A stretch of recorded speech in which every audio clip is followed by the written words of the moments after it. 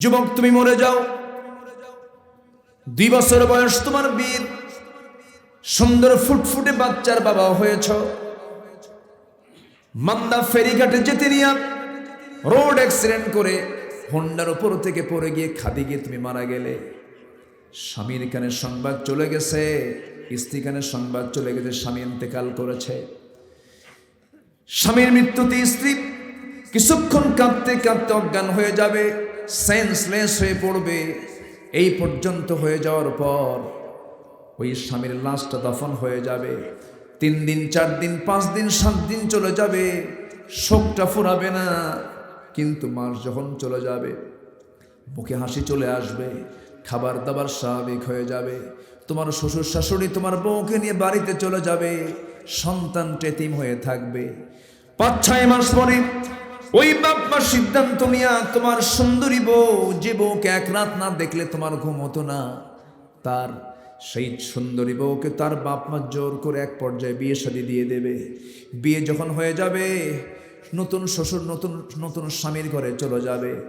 নতুন স্বামী পায়া তোমার এই কলিজার বউ, তোমার এই প্রাণের বউ, তোমার প্রাণের স্ত্রী নতুন স্বামী পেয়ে বলবে, পরের দিন আব্বা আম্মাকে ডাক দিয়ে বলবে, আব্বা আম্মা তোমরা আমাকে জোর করো যে বিয়েটা দিয়েছো, ভালোই করেছো, কারণ আগের স্বামীর চাইতে এই স্বামী আমার আরো ভালো।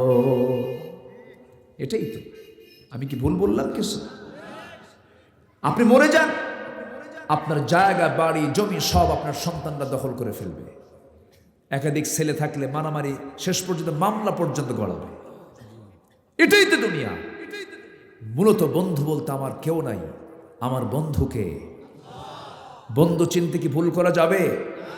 বন্ধু চিনতে ভুল করা যাবে? আল্লাহ আমার রব, এই রবি আমার সব। আমি বলতাম না গজলটা, কিন্তু ওই যে একটা ভাই বারবার বলতেছে, আল্লাহ আমার রব, এই রবি আমার সব। দমে দমে তনু মনে তারি অনুভব। আল্লাহ আমার রব, এই রবি আমার সব। তোমার মদদ পেলে আমি আর না কিছু চাই, তোমার প্রেমের অনল আমি কি দিয়ে নে ভাই। যার হয়েছ তুমি তার নেই যে পরাভব, নেই যে পরাভব। আল্লাহ আমার রব, এই রবি আমার সব। আল্লাহ আমার রব, এই রবি আমার সব। দমে দমে তনু মনে তারি অনুভব। আল্লাহ আমার রব, এই রবি আমার সব। ঠিক কি না? আমার আল্লাহ ছাড়া আর কেউ আছে? আল্লাহ ছাড়া কেউ আছে? আমার আল্লাহ কি করেন না? সব করেন। আমার চোখটা চালান কে? আস্তে কয়, চোখটা চালান কে? চোখের ভাইরাস আছে না নাই? তার জন্য মলমও আছে না নাই? রাতের বেলা ঘুমিয়ে পড়লাম, সকালবেলা চোখের কোনায় কি জমা হয়? ওটা কি কালার? সাদা সাদা না? ওটা কি ক্ষতির কোনো কিছু? ওটা মলম, ওটা অয়েন্টমেন্ট। তোমার চোখে যত জার্ম ছিল ঘুমের মধ্য দিয়ে সব ঠিকঠাক করে দিলাম। জোরে বলেন সুবহানাল্লাহ। এই চোখটা আল্লাহ চালান। প্রত্যেকটা চোখের মধ্যে ধরুন প্রিন্সিপাল মহোদয় অথবা আমি আব্দুল্লাহ আমিন এই মুহূর্তে এই জায়গায় বসে থাকতে থাকতে হঠাৎ করে মৃত্যু হয়ে গেল।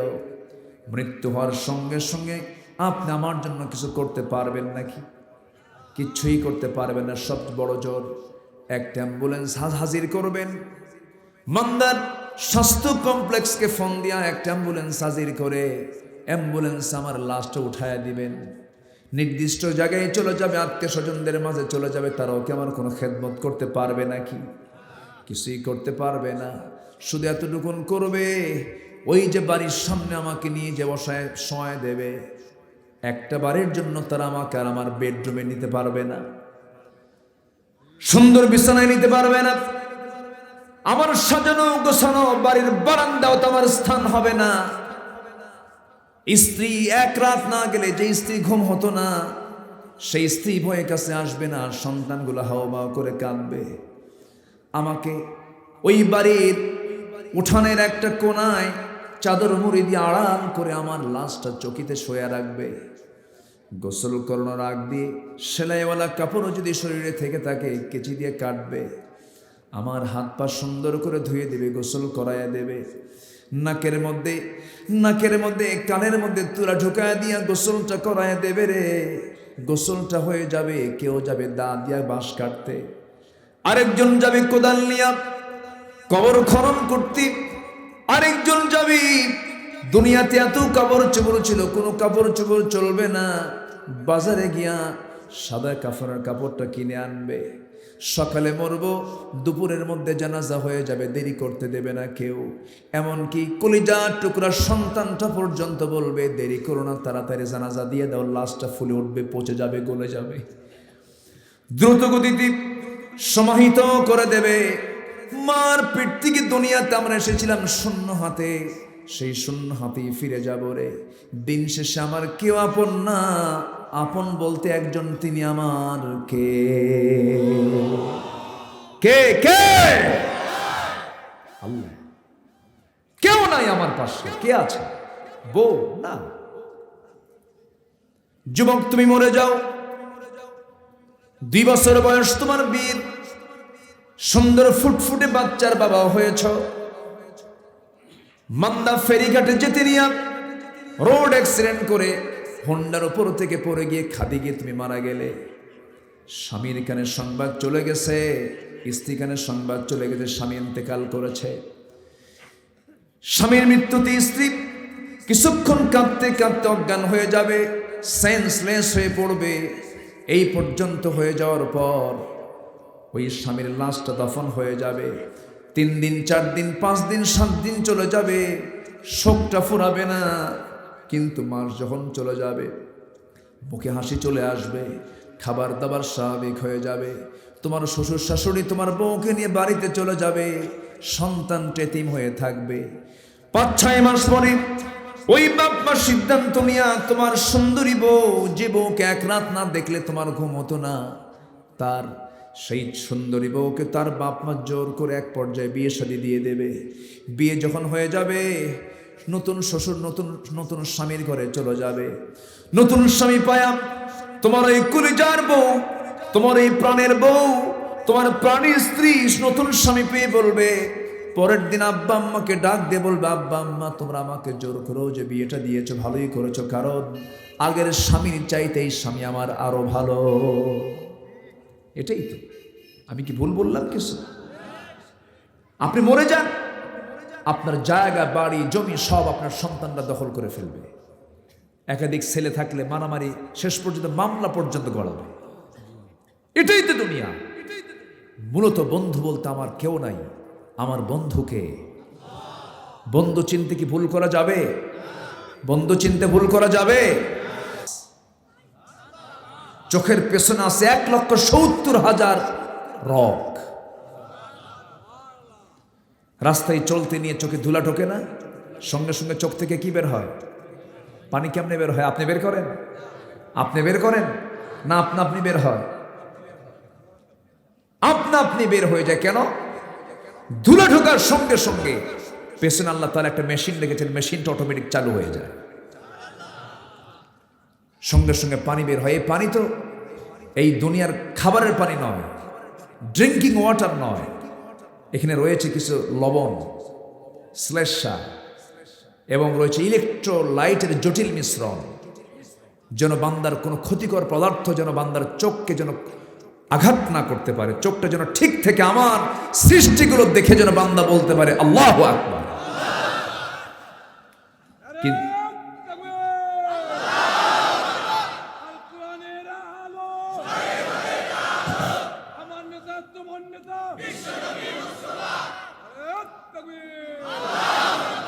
এই লোক ছিল কই এতক্ষণ?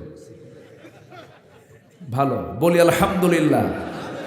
উনি বুঝাচ্ছেন হুজুর আমরা আছি, সমস্যা নাই, আমিও আছি। কথা হবে তো নাকি? কথা বলবো তো নাকি ইনশাআল্লাহ? আমার দিকে তাকান, কথা হবে। আল্লাহু আকবার যারা বলতে দেয় না,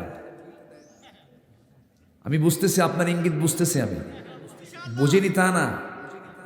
আল্লাহু আকবার বলা হচ্ছে এটা নাকি নির্দিষ্ট কোনো দলীয় স্লোগান।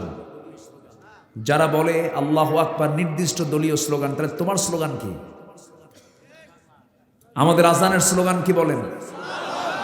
নামাজের স্লোগান কি? সেজদার স্লোগান কি? রুকুতে যেতে কি? রুকু থেকে উঠতে কি? গরু জব করতে কি? সন্তান জন্ম নেওয়ার পরে কি? যখন মানুষ মরে যাবে জানাজায় কি? প্রথম তাকবীর, দ্বিতীয় তাকবীর, তৃতীয় তাকবীর, চতুর্থ তাকবীর। অতএব এই স্লোগানকে যারা কলঙ্কিত করতে চায়, তাদের বিতর্ক করতে চায়, তাদের চিন্তা বিতর্কিত, ঈমান বিতর্কিত, জন্ম বিতর্কিত মুসলমান।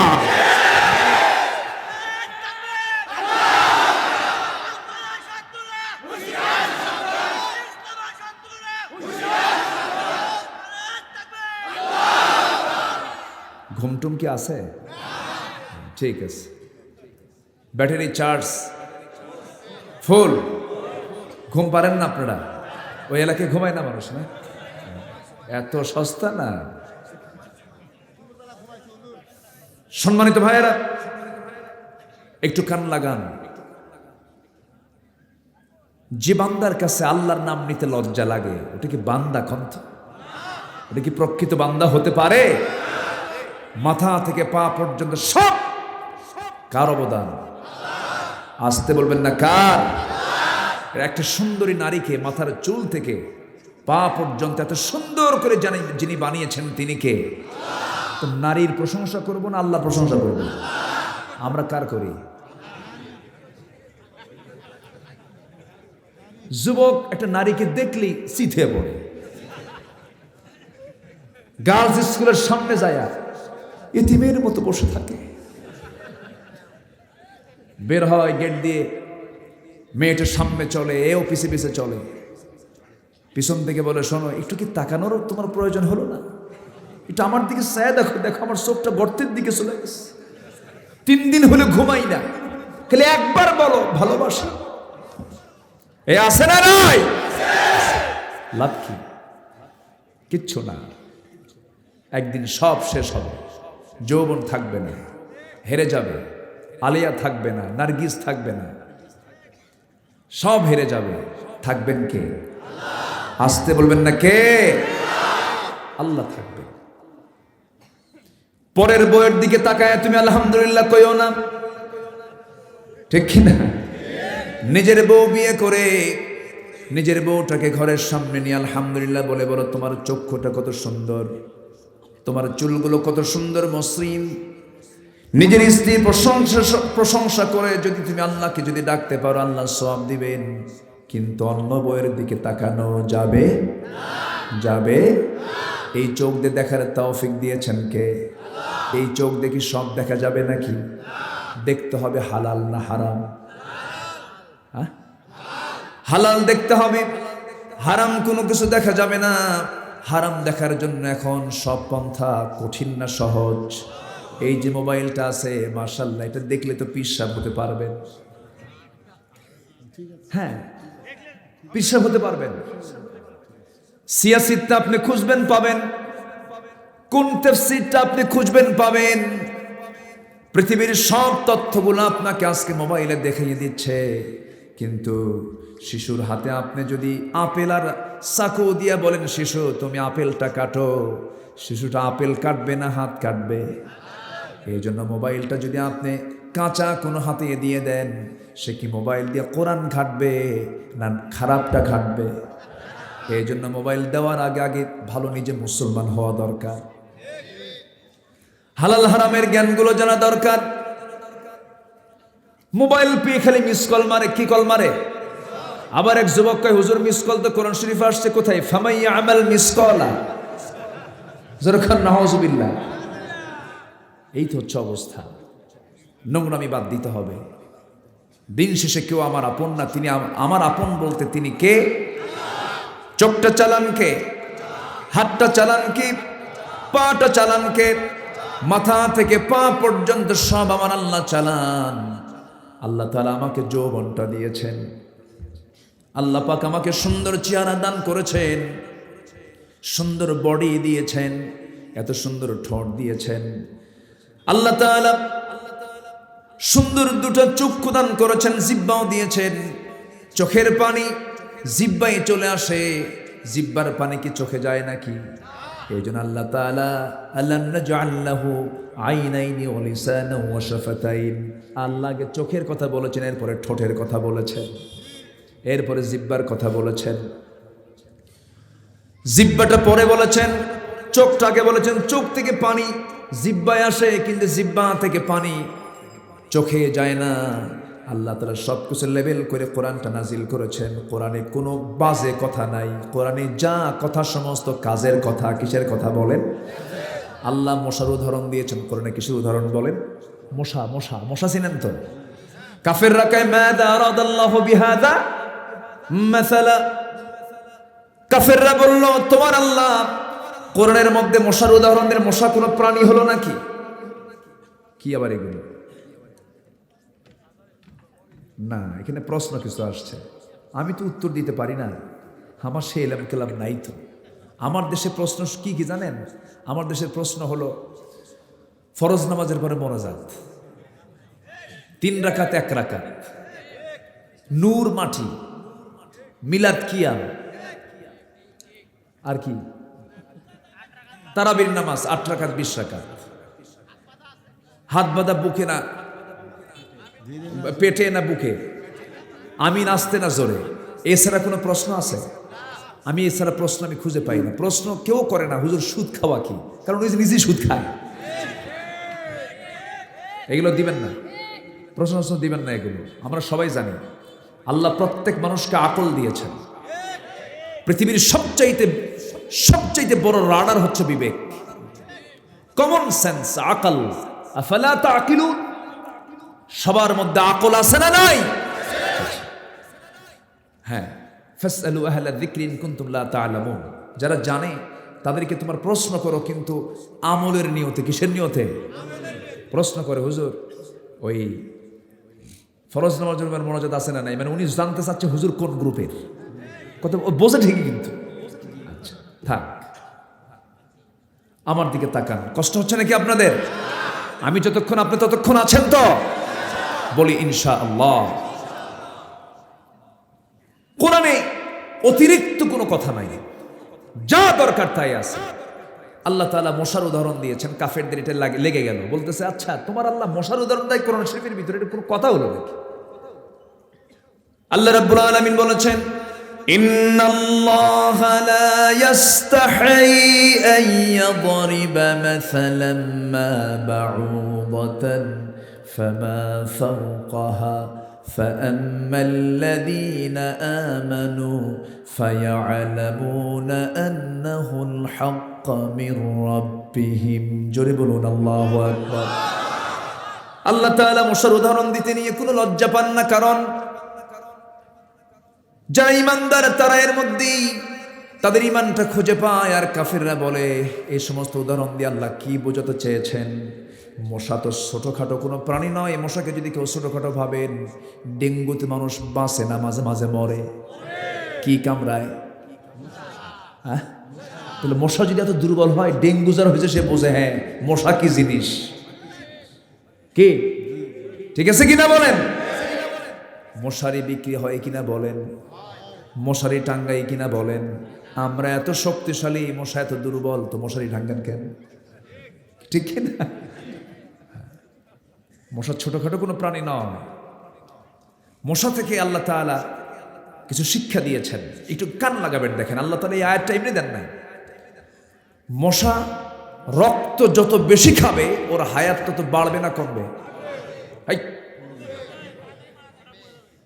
ও 11টা বাজে তো ব্রেন একটু কাজ কম করতেছে। মশা যত বেশি খাবে রক্ত মানুষের, ওর হায়াত বাড়বে না কমবে? কমবে। তাহলে বেশি খাইলে হায়াত কি হয়?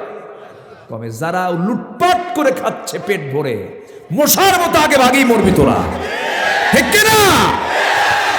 তাহলে কি উদাহরণ দিতে কি আল্লাহর কোনো ভুল আছে?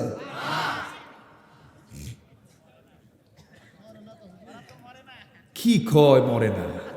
ফেরাউন মরে নাই? মনে নাই ফেরান, মনে নাই?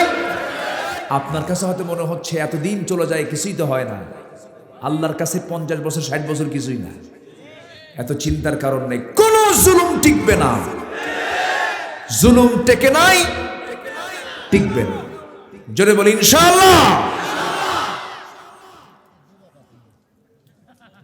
আমার দিকে তাকান। নাম্বার 2, আল্লাহ তাআলা এখানে বলেছেন স্ত্রী মশার কথা। স্ত্রী মশার তিনি উদাহরণ দিয়েছেন, লা ইস্তাহি আন ইয়াদরিবা মাসালান মা বাউদাতান। বাউদাতান মুয়ান্নাস, স্ত্রীলিঙ্গ, স্ত্রী মশা। মশা যে কামড়ায় মানুষকে, পুরুষ মশা কামড়ায় না স্ত্রী মশা কামড়ায়? মহিলা মশা কামড়ায়। তাহলে কামড়ায় পুরুষ জাত না মহিলা জাত? হ্যাঁ, এটা মাথায় রাখেন। খালি কামড়ই খাচ্ছি আমরা। উদাহরণ কি ঠিক আছে? কেন রু ওয়াজ কিন্তু কেবল শুরু। নাম্বার 3, আমার দিকে তাকান। নাম্বার 3, মশার উদাহরণ কেন দিলেন এখানে? মশারির ভিতরে যদি 2-1টা মশা যদি ঢুকে থাকে, ঘুম হয়? কি করে? ও যদি এত ছোট হয়, ঘুম হয় না কেন? গান শোনা। গান কি এমনি বাজে না? গান বাজে কেন? মশা প্রতি সেকেন্ডে 1 সেকেন্ড, 1 সেকেন্ড কি খুব বেশি সময়? 1 সেকেন্ডে তার পাখা নাড়ায় হলো 600 বার। কয়শো বার? কি হেলিকপ্টার যায় নাকি? হ্যাঁ, পুরি বাপরে বাপ, হেলিকপ্টার। সম্মানিত ভাইয়েরা, তাহলে মশা যদি খুব দুর্বল প্রাণী হয়ে থাকে, সে 1 সেকেন্ডে তার পাখা নড়াচ্ছে হলো 600 বার। এটা কি এই সেই কথা? এটা কি ছোটখাটো কোনো বিষয়? অনেক বড় বিষয়। সায়েন্স এই কথা বলছে। নাম্বার 4 হলো, এই মশা যদি ছোটখাটোই কোনো প্রাণী হয়ে থাকে, নমরুদের মতো একজন বড় কাট্টা কাফেরকে আল্লাহ তাআলা মেরেছেন কি দিয়া? কি মশা? সুস্থ না কিন্তু। আল্লাহ ভালো মশাও সিলেক্ট করে নাই, তোর জন্য একটা মরা মশা দিলাম রে, যা। তাহলে উদাহরণ কি ব্যাঠিক না ঠিক? ব্যাঠিক না ঠিক? আরেকটা আনকাবুত। আরেকটা কি? আনকাবুত মানে হলো মাকড়সা। একটা সূরার নামই আছে মাকড়সা। ওরা বলে এগুলো কোনো কথা হলো নাকি? কাফেররা করে। আল্লাহ বলছে যারা আল্লাহ ছাড়া অন্য কাউকে বন্ধু বানাবে, তাদের উদাহরণ হলো কামাসালিল আনকাবুত। তাদের উদাহরণ হলো মাকড়সার বাসার মতো। লাউ কানু ইয়ালামুন, তারা যদি জানতো এটার থেকে, এটা যদি বুঝতো যে আমি উদাহরণটা কেন দিয়েছি। পৃথিবীর ভিতরে যত ঘর বাড়ি আছে, যত ঘর বানায়, যত পশু পাখি মানুষ, সবচেয়ে দুর্বল বাসা কার বাসা? মাকড়সার বাসা। কিন্তু বাসা যে বানায় সময় লাগে নাকি? সময় লাগে নাকি? শুধু আনাকুম জানাকুম, শুধু যায় আর আসে। এটা চক্কর মারে, এক চক্করই বাসা বানানো হয়ে যায়। কিন্তু এত শর্ট সময়ে যে বাসা বানায়, কি সুন্দর তার কৌণিক মাপ, স্কেলের মাপ একটু আঁকা বাঁকা হয় না? এমন সুন্দর করে বানায় নেয়, পৃথিবীর কোনো আর্কিটেক্ট ইঞ্জিনিয়ার এমন সুন্দর করে বাসা বানাতে পারবে না। যেরকম সুবহানাল্লাহ। কিন্তু বাসাটা মজবুত না দুর্বল? আবার বাবুই পাখির দিকে তাকান, সে বাসাটা বানায় দুর্বল না মজবুত? মজবুত বাসা। ছোট্ট একটা পাখি, বাবুই পাখি, মাথার ওজন কয় কেজি? মোটর দানার মতো তার ব্রেন। মোটর দানা বুঝতেছেন তো? মোটর দানার মতো ছোট্ট ব্রেনের ভিতরে আল্লাহ তাআলা কি মেধা দিয়েছেন! এত সুন্দর সে বাসা বানালো, এত সুন্দর প্রস্তুত করলো বাসা। তাল গাছে বাসা বাঁধতে হবে, এই বুদ্ধিটা কে দিয়েছেন? আল্লাহ দিয়েছেন। সিডর, আইলা, নার্গিস, হারিকেন, ফণি, কত ঝড় আমফান সিদ্ধাং কত কি হয়ে যায়, মানুষের ঘর বাড়ি সব লন্ডভন্ড হয়ে যায়। তাল গাছও ঠিক থাকে, তাল গাছের উপরে বাসা বাবুই পাখিরও ঠিক থাকে। যেরকম সুবহানাল্লাহ। আল্লাহ তাআলা এখানে বাবুই পাখির বাসার কথা বলেছেন না মাকড়সার বাসার কথা বলেছেন? মাকড়সা। আল্লাহকে যারা বন্ধু না বানায় অন্য কাউকে বন্ধু বানাবে, আল্লাহকে না ভালোবাসে যারা অন্য কাউকে ভালোবাসবে, তাদের উদাহরণ হলো মাকড়সার বাসার মতো। এখানে সায়েন্স, বর্তমান বিজ্ঞান আরেকটা গবেষণা করেছে, আল্লাহ তাআলা কেন মাকড়সার বাড়ির কথা বললেন, মাকড়সার কথা কেন বললেন? এই পৃথিবীতে প্রত্যেকটা প্রাণী আল্লাহ তাআলা জোড়ায় জোড়ায় বানিয়েছেন। আদম আছে যেখানে, হাওয়া আছে সেখানে। এরকম করে গরুর মধ্যে আল্লাহ তাআলা স্বামী স্ত্রী দিয়েছেন, ছাগলের মধ্যে স্বামী স্ত্রী দিয়েছেন, মাকড়সার মধ্যে স্বামী স্ত্রী আছে না নাই? এই মাকড়সার মধ্যে পুরুষ যে মাকড়সা, স্ত্রী যে মাকড়সা, এদের সম্পর্ক খুব ক্ষণস্থায়ী। কেমন ক্ষণস্থায়ী? সায়েন্স বলতেছে প্রত্যেক স্ত্রী মাকড়সা স্বামী মাকড়সাকে ষড়যন্ত্র করে মেরে ফেলে। যে পরিবারে বউ কর্তৃক স্বামীকে মেরে ফেলা হয়, সেই সংসার তো খুব শক্ত সংসার হয়। কি সংসার হয়? দুর্বল। আল্লাহ বলতেছে যারা আল্লাহ ছাড়া অন্য কোনো বন্ধু বানায়, এদের সংসার হলো মাকড়সা সংসার। আল্লাহু আকবার বলেন। আল্লাহ তাআলা কি কোরআনে কোনো অতিরিক্ত কথা বলেছেন না কাজের কথা বলেছেন? কাজের। আমরা কোরআনকে মানবো, জোরে বলি ইনশাআল্লাহ। তওবা করব কার কাছে? এক নম্বর ভালোবাসবো কাকে? আল্লাহকে। আল্লাহকে কেন ভালোবাসতে হবে? রাসূলকে কেন ভালোবাসতে হবে? কার কার উপরে তাকে ভালোবাসতে হবে? আল্লাহ রাব্বুল আলামিন তাও এখানে ক্লিয়ার করে দিয়েছেন। যারা বাড়িতে যে সুযোগ পেলে এই আয়াতটা আবার পড়বেন, জানবেন, বোঝার চেষ্টা করবেন।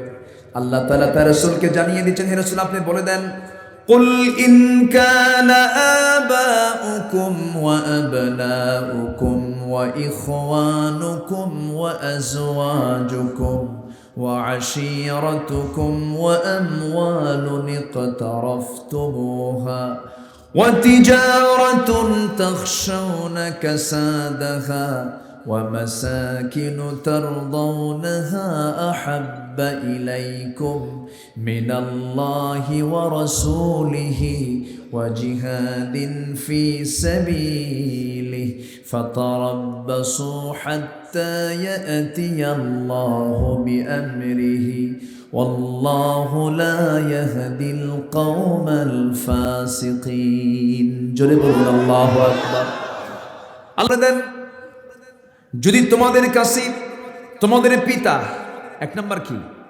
তোমাদের পিতা, এরপরে তোমাদের ভ্রাতা, তোমাদের নিজের ভাই, তোমাদের নিজের পিতা, তোমাদের নিজের সন্তান, নাম্বার 3 তোমাদের নিজের ভ্রাতা, নিজের ভাই, নিজের স্ত্রী, ও আশিরাতুকুম তোমাদের আত্মীয় স্বজন, নাম্বার 6 হলো তোমাদের উপার্জিত সম্পদ, নাম্বার 7 হলো তোমাদের ব্যবসা বাণিজ্য, নাম্বার 8 হলো ওয়া মাসাকিন তারদাউনাহা তোমাদের প্রিয় বাসস্থান। এই 8টা জিনিসের চাইতে যদি আল্লাহ এবং রাসূল এবং জিহাদ যদি তোমাদের কাছে বেশি প্রিয় না হয়, তোমরা অপেক্ষায় থাকো, আল্লাহর পক্ষ থেকে একটা ফয়সালা হয়ে যাবে, তোমাদের উপরে গজব নাজিল হবে, আল্লাহর চূড়ান্ত ফয়সালা তোমাদের উপরে চলে আসবে। কিন্তু আমার বন্ধুগণ, এটাও তো একটা প্রশ্ন, বাবার প্রতি সন্তানের টান আছে না নাই? সন্তানের উপরে বাবার টান আছে না নাই? কে দিয়েছেন এই টান? আসতে বলবেন না, কে দিয়েছেন? স্বামীর প্রতি বউয়ের টান আছে না নাই? স্ত্রীর প্রতি স্বামীর টান আছে না নাই? এটা কে দিয়েছেন? আত্মীয় মারা গেলে চোখে পানি আসে কেন? এর মধ্যে একটা টান আছে না নাই? এই ভালোবাসা আল্লাহ তাআলা মানা করেন নাই। ভালোবাসা থাকতে হবে, মোহাব্বত থাকতে হবে, স্বামী স্ত্রী বন্ধন থাকতে হবে, পিতা পুত্রের সম্পর্ক থাকতে হবে, কোনো সমস্যা নাই। কিন্তু সকল ভালোবাসার চাইতে ভালোবাসা সবচেয়ে বেশি দেখাতে হবে 1 নাম্বার কাকে? আসতে বলবেন না, কাকে? আজান যখন হয়ে যাবে সঙ্গে সঙ্গে আমরা কোথায় চলে যাব? কোথায় চলে যাব? মসজিদ পাইলাম না, গোটা জমিনটাই উম্মতের জন্য আল্লাহ তাআলা সেজদার জায়গা বানায় দিয়েছেন। রাসূল বলেছেন আমার উম্মতের জন্য 5টা ফ্যাসিলিটি, সেটা হলো পৃথিবীর প্রত্যেকটা জমিনটা বান্দার জন্য সেজদার জায়গা। জোরে কোন সুবহানাল্লাহ। আমার ভাইয়েরা, আমি আল্লাহকে ভালোবাসি, আল্লাহকে মহব্বত করি, বুক উঁচু করে বলে বেড়ালাম, কিন্তু ফজরের যখন আজান হয়ে গেল নাক ডেকে ঘুমালাম। এটা কি ইমানদারের বৈশিষ্ট্য নাকি? এটা কি ভালোবাসার সিমটম নাকি? ভালোবাসার সিমটম হলো আজান যখন হয়ে যাবে বান্দা অস্থির হয়ে যাবে আল্লাহর সঙ্গে দিদার করার জন্য, অস্থির হয়ে যাবে, বিছানা থেকে জোরপূর্বক উঠে দাঁড়াবে, অজু বানাবে, নামাজে দাঁড়ায় যাবে, কারণ সে অস্থির হয়ে যাবে কার সঙ্গে কথা বলার জন্য। আল্লাহ বলছেন, বান্দারে তোর সঙ্গে আমি 5টা বেলা কথা বলবো তোর সাথে। সহিহ হাদিসের বর্ণনা, যখন কোনো বান্দা নামাজে দাঁড়ায় যখন সূরা ফাতিহার একটা করে আয়াত বলে, সঙ্গে সঙ্গে আল্লাহ তাআলা তার সঙ্গে সঙ্গে জবাব দিয়ে দেন। যখন বান্দা বলে আলহামদুলিল্লাহি রাব্বিল আলামিন, আল্লাহ বলেন হামিদানি আবদি আর রহমানির রহিম আসনা আলাইয়া আবদি মালিকি ইয়াউমিদ্দিন মাজ্জাদানি আবদি ইয়াকা না'বুদু ওয়া ইয়াকা নাস্তাঈন হাযা বাইনি ওয়া বাইনা আবদি। বান্দা প্রত্যেকটা আয়াতের শেষে শেষে আল্লাহ তাআলা বান্দার প্রত্যেকটা কথার শেষে শেষে জবাব দিয়ে দেন। ওয়ালাদ দাল্লিন পর্যন্ত যখন বলে, আল্লাহ বলেন বান্দারে এতক্ষণ ধরে তুই নামাজের মধ্যে যা যা চাইলি সমস্ত চাওয়া আমি আল্লাহ কবুল করে নিলাম। আল্লাহর সঙ্গে কথা বলবো কিসের মাধ্যমে বলেন? আসতে বলবেন না কিসের মাধ্যমে? কয় ওয়াক্ত নামাজ? আসতে বলবেন না কয় ওয়াক্ত নামাজ? দেশ স্বাধীন হলো 71-এ, আজকে 2022 শেষ হয়ে যেতেছে আর 12 দিন পর, আর 10 দিন পরে 23 সাল পরে যাবে। এই 52 বছরে যে আমরা দেখতে দেখতে অনেক মুরব্বীরাও দেখে ফেলেছেন, কিন্তু এই 52 বছরে আল্লাহ তাআলা বলেছেন, বান্দা আমি যখন তোমাকে নেতা বানাবো, তুমি যদি ক্ষমতা পেয়ে যাও, তোমার কাছে যদি চেয়ার চলে আসে, তুমি যদি পদ পেয়ে যাও, তুমি যদি ক্ষমতা পেয়ে যাও, আমি আল্লাহ তোমাকে পরামর্শ দিলাম তুমি সমাজের মধ্যে 4টা বিধান কার্যকর করবে। নাম্বার 1 হলো নামাজটা কায়েম করে ফেলবে। স্বাধীনতার পর থেকে না আজ পর্যন্ত কত নেতাকে আমরা ক্ষমতায় বসতে দেখেছি, কোন নেতা কি নামাজ কায়েম করেছে নাকি? অথচ নামাজ না পড়লে বেজার হবেন কে? সবচেয়ে বেশি শাস্তি আল্লাহ তাআলা দিবেন কোন অপরাধের কারণে? কিসের কারণে বলেন? নামাজের কারণে। যে নেতা আখিরাতের কোনো কাজে আসবে না, যে নেতাকে দেখলে নবীর কথা মনে হবে না, যে নেতাকে দেখলে আল্লাহর কথা রাসূলের কথা মনে হবে না, যে নেতা আমার হাসরের ময়দানে বিপদের কারণ হয়ে যাবে, সেই নেতাদের মুখে আমরা থুতু মারি। ঠিক কি না? যে নেতা তোমাকে নামাজের কথা বলে না, সে তোমার কিসের নেতা?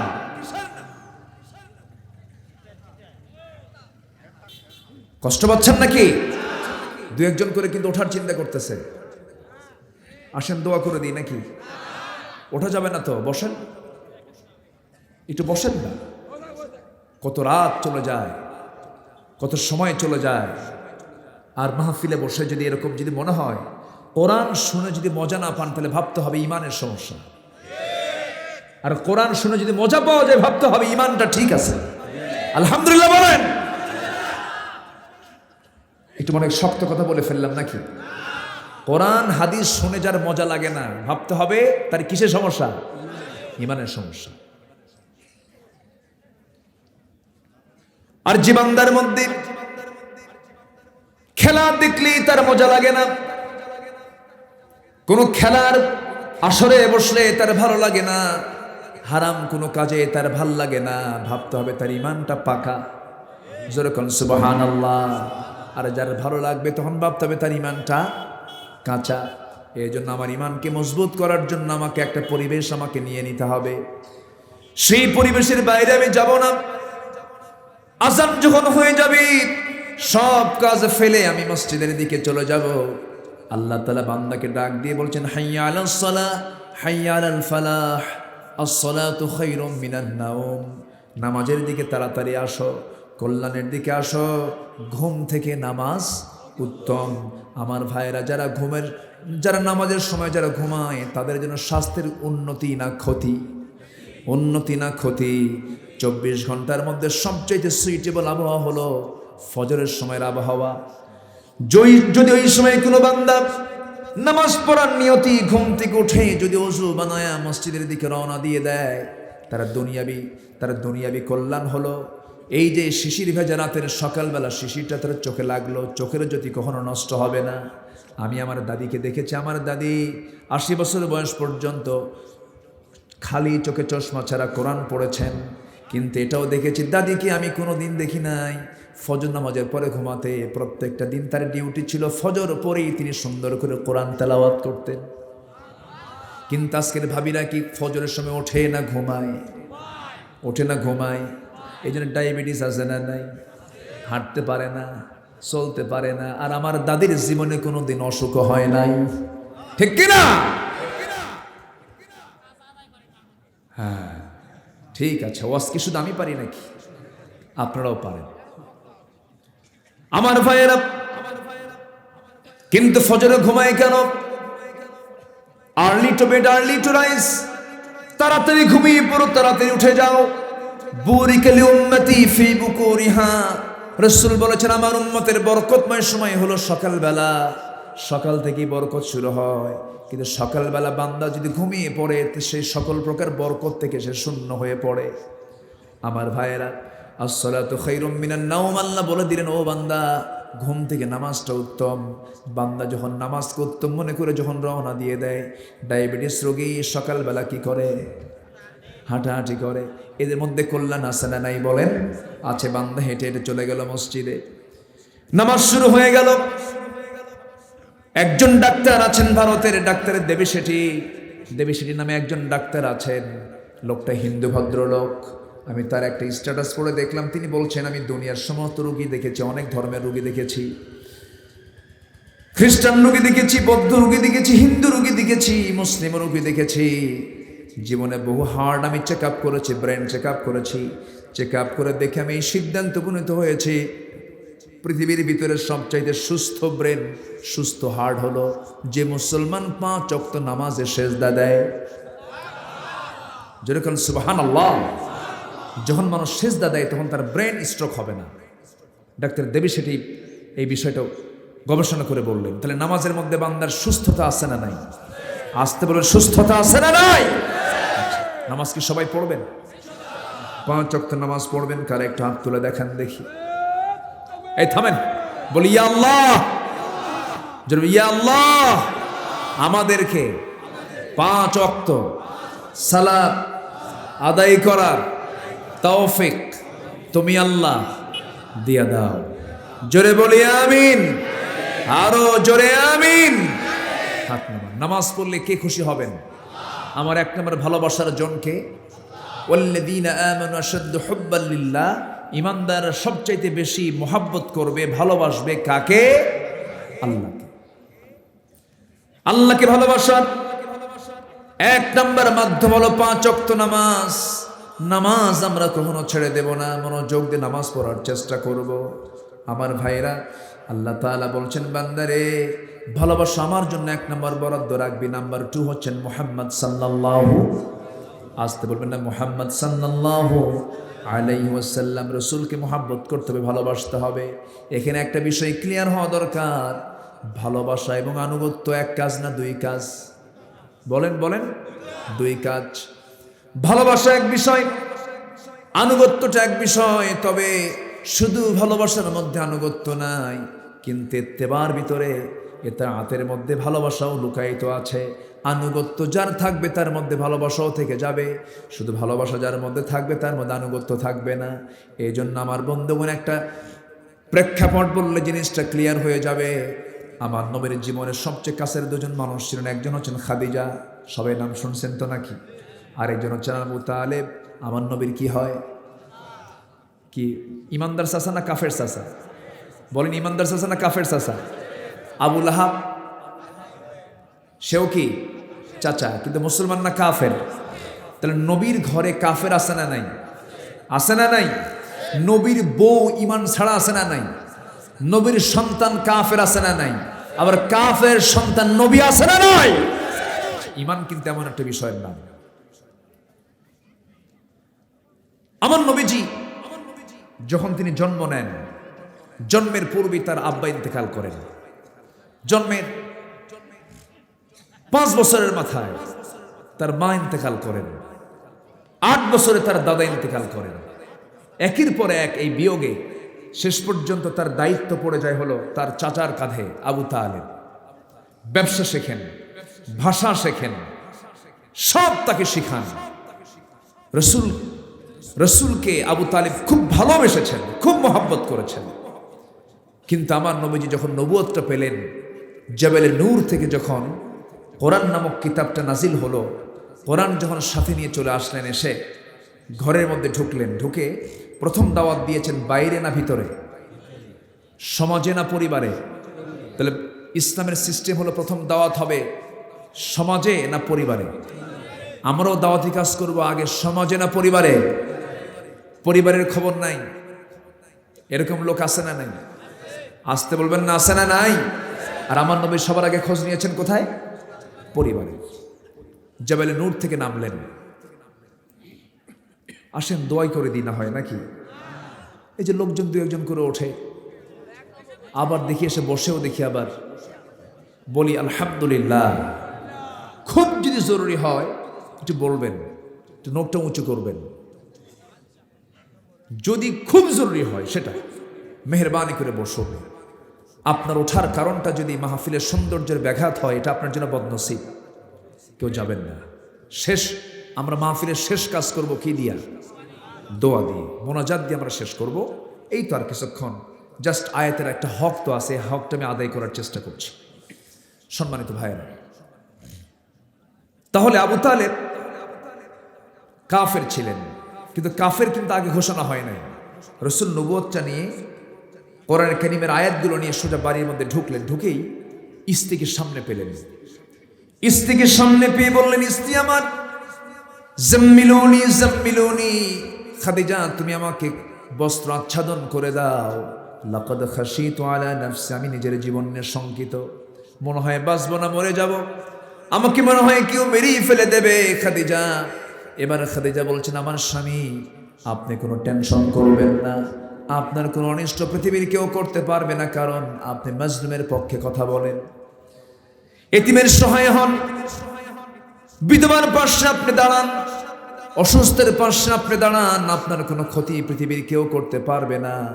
এবার রাসূল আস্তে করে বলছেন, খাদিজা রে, আমি তোমাকে আজকে একটা প্রস্তাব করব। সেই প্রস্তাবটা হলো, এই দুনিয়াতে আল্লাহ রাব্বুল আলামিন যুগে যুগে পয়গম্বর পাঠিয়েছেন। সেই পয়গম্বরের শেষ পয়গম্বর আল্লাহ তাআলা আমাকে মনোনীত করে জাবালে নূরের ভিতরে আল্লাহ তাআলা আমাকে কোরআন নামক কিতাব উপহার দিয়েছেন। ভাই জিবরাইল আমার কাছে আসছিলেন, আমি যে আল্লাহর নবী, খাদিজা তোমার কি বিশ্বাস হয় নাকি? খাদিজা চোখের পানি মুছতে মুছতে বলছেন, স্বামী গো, আপনার সুন্দর সৎ চরিত্রী প্রমাণ করে আপনি আল্লাহর নবী হতে চলছেন। জোরে কোন সুবহানাল্লাহ। নবীজি প্রথম দাওয়াত দিয়েছেন বাইরে না পরিবারে? পরিবারে দাওয়াত দিয়ে তিনি সাড়া পেয়ে গেলেন। স্ত্রী বলছেন, স্বামী গো আমার, যে লোকটার মুখ থেকে এই 15 বছরে একটা বাজে কথা পেলাম না, যে লোকটার জীবনে এই 15 বছরে একটা বাজে কাজে যেতে দেখলাম না, বাজে কথা বলতে দেখলাম না, আপনি যে আল্লাহর নবী হবেন এতে বিন্দু পরিমাণ কোনো সন্দেহ নেই। আপনি আমাকে পড়িয়ে দেন, আশহাদু আল্লা ইলাহা ইল্লাল্লাহু ওয়াহদাহু লা শারীকা লাহু ওয়া আশহাদু আন্না মুহাম্মাদান আবদুহু ওয়া রাসূলুহু। কালিমা পড়ে মুসলমান হলেন খাদিজা রাদিয়াল্লাহু তাআলা আনহা।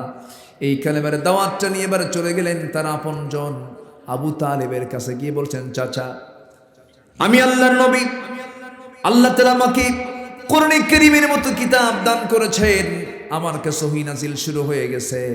আবু তালেব বলছে, মুহাম্মদ রে, তুমি কখনো মিথ্যা কথা বলতে পারবে না, আমি জানি তুমি আল্লাহর নবী, তুমি তো মহাসত্যবাদী, তোমার কথা কি আমি কখনো অমান্য করব না। আমি আমার 2টা কলিজার টুকরা সন্তান আলীকেও তোমার হাতে দিয়ে দিলাম, জাফরকেও তোমার হাতে দিয়ে দিলাম, 2 জনকে মুসলমান বানায় নাও। রাসূল বলছেন, চাচা ওরা মুসলমান হলে ওদের আমল নামায় জমা হয়ে যাবে, ওদের আমল ওদের কাছে।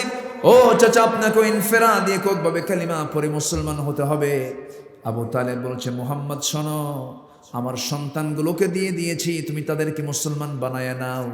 তুমি আল্লাহ নবী, কোনো সন্দেহ না, আমি এটা বিশ্বাস করছি, কিন্তু আমি মানব না। কেন মানবেন না? আমার বাপ দাদা যা করে গেছে তাই আমাকে করতে হবে, আমার বাপ চোর, আমিও চোর। এরকম লোক এখনো আছে না নাই? আসতে বলবেন না, এখনো আছে না নাই? আমার বাবার ঐতিহ্যকে আমি নষ্ট করতে পারি নাকি? আমার বাবার সেই কাজকে আমি বাদ দিতে পারি নাকি? এটা একটা চরম গোলামি। এই গোলামি যখন চেয়ে বসল আবু তালেবের ভিতরে, আমার নবীজি তাকে জোর করলেন না, জোর প্রয়োগ করলেন না। সারা জীবন আমার নবীজি মক্কার মাটিতে আবু তালেবের সঙ্গে একই সঙ্গে থেকেছেন কাফের ঘরে, কিন্তু নবীজি তাকে কখনো জোরপূর্বক একটা বার তিনি বলেন নাই। তবে যখন তিনি মারা যাবেন, মুমূর্ষু অবস্থা কাতরাচ্ছেন, আবু তালেব মারা যাবেন, নবীর কানে সংবাদ চলে গেল। কাছাকাছি গিয়ে বললেন, চাচা আপনি আমার জন্য কি না করেছেন, জেল পর্যন্ত খেটেছেন। ও চাচা বেশি কিছু করা লাগবে না, আপনি একটাবার কালিমার ঘোষণা দিয়ে দিবেন, আমি আপনার জন্য বেহেশতের জামিন হয়ে যাব। ও চাচা আপনি আমার জন্য কি করেন নাই? আবু তালেব বলছে, মোহাম্মদের তুমি আমাকে জোরপূর্বক কোনো কিছু করতে দিও না, তুমি আমাকে প্রেশার ক্রিয়েট করো না। আমার দুইটা সন্তান আলীকে দিয়েছি, জাফরকে দিয়েছি, মোহাম্মদ আমাকে জোরারোপ করলে পরে আমি ব্যর্থ হয়ে যাব, আমি পারবো না মনে হয়। সঙ্গে সঙ্গে আল্লাহর পক্ষ থেকে আয়াত নাযিল হয়ে গেল, হে রাসূল আপনি যাকে ভালোবাসবেন আপনি তাকে হেদায়েত দিতে পারবেন না, কারণ হেদায়েতের চাবি কার হাতে? আসতে বলবেন না, কার হাতে? আমার নবীজি হাত গুটায় নিলেন, আবু তালিব দুনিয়া থেকে বিদায় নিয়ে নিলেন, কিন্তু বেঈমান হয়ে দুনিয়া থেকে বিদায় হয়ে গেল, কারণ তার মধ্যে ঈমানটা নাই। আর খাদিজা রাদিয়াল্লাহু তাআলা ভালোবাসা দিয়েছেন রাসূলকে, আনুগত্য উপহার দিয়েছেন, কিন্তু আবু তালেব রাসূলকে ভালোবাসা উপহার দিয়েছে কিন্তু আনুগত্য উপহার দেয় নাই। এই জন্য আনুগত্যের দরকার আছে না নাই? একটা কমন আয়াত যারা পারবেন সঙ্গে আমার সঙ্গে ঠোঁট মিলিয়ে বলুন, সওয়াব পেয়ে যাবেন।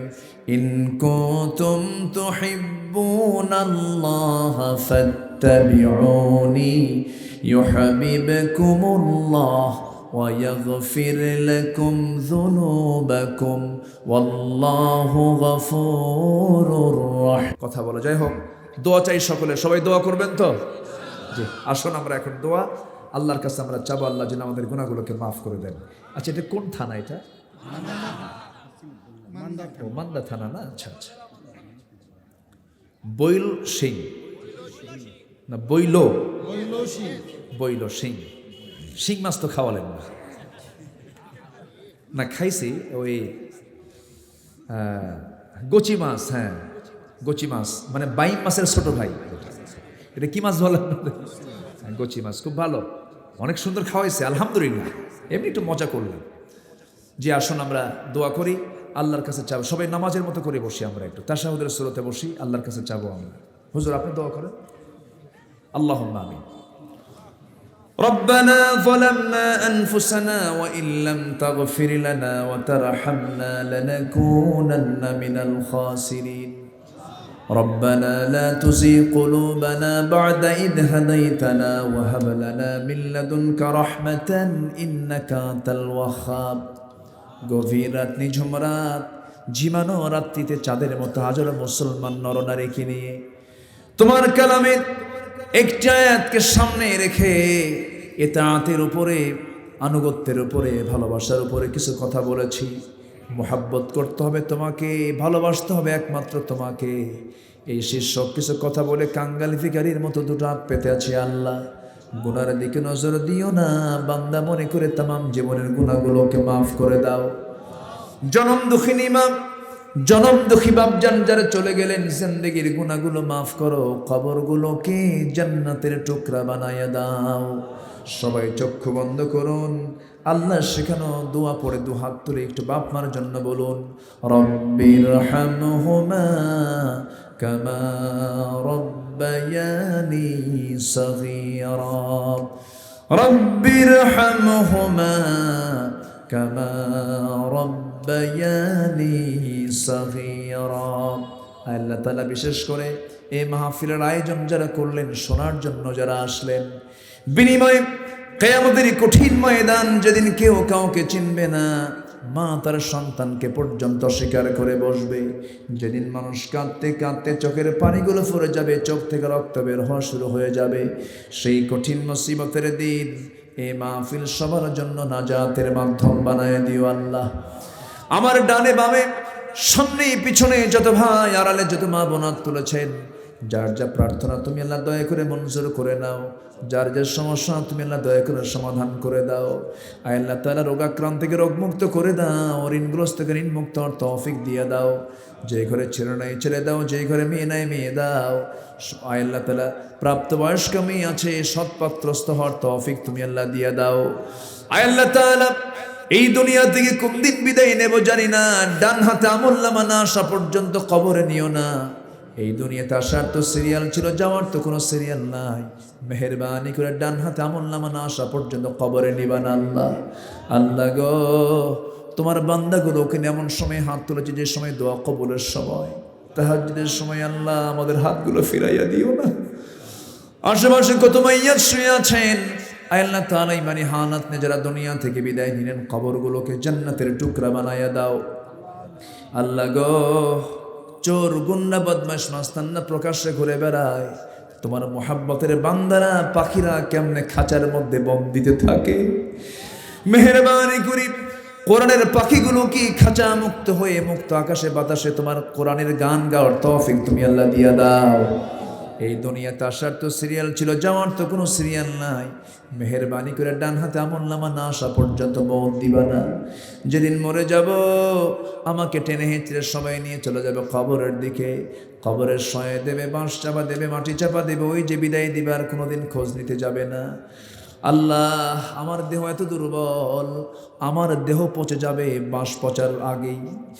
বাঁশটা এত দুর্বল, সেই বাঁশ পচার আগে আমার দেহ পচে যাবে, আমার চামড়াগুলো গলে গলে মাটি খেয়ে ফেলবে। ও আল্লাহ তোমার কাছে ফরিয়াদ করছি, তুমি ছাড়া কোনো বন্ধু আমার নাই। মেহেরবানি করে অন্তিম সময় যখন চলে আসবে জবানে জারি করে দিও লা ইলাহা ইল্লাল্লাহু মুহাম্মাদুর রাসূলুল্লাহ। আসসালামু আলাইকুম ওয়া রাহমাতুল্লাহি ওয়া বারাকাতুহু।